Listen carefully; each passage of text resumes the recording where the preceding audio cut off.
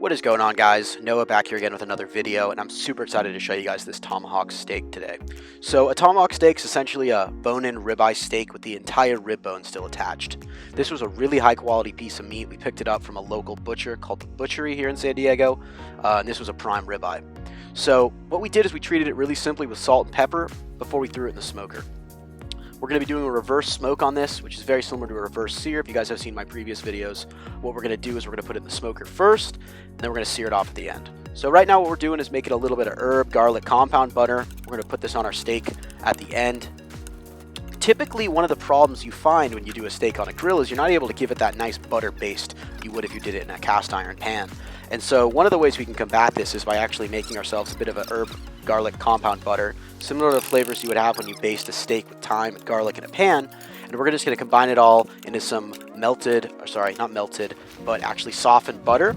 And we're going to add it on our steak at the end. So we're putting this onto our smoker, the far end, as far away from the heat as possible. The internal temperature of the smoker is about 225 to 250 using oak wood. And we're going to let this thing smoke until it's completely cooked through. I like my steak rare, so that means about 125 internal.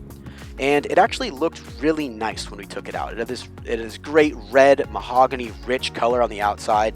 The fat started to render and turn golden.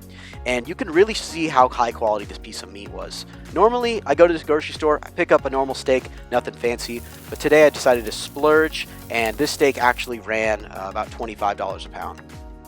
So every once in a while, I definitely think it's worth it to splurge and get yourself a nice steak, especially if you know how to cook it properly. So we let it smoke all the way through, we let it rest, and now what we're doing is we're searing the outside. We give it about a minute and a half on each side at the highest heat possible on the propane grill, and we're just going to sear this off on both sides until we get a nice crust and render a little bit more of that fat out. This is what it looked like at the end. That red color is really coming out, and this is really when things are starting to get good. We're adding our garlic, herb, compound butter, and we're just going to let this melt into the meat a little bit. We don't have to let this rest too long now because we actually let it rest in between our smoke and our sear. So this guy's going to be good to go after a minute or two. And now we slice. Easiest way to do this is just take the rib bone right off and turn it sideways so you cut against the grain. One of the things about a tomahawk is you're going to be paying for a lot of bone weight. That's just how it is. But I don't think there's necessarily anything wrong with that. You just have to know that going in. But honestly, you owe it to yourself to make one of these at some point in your life. They are badass.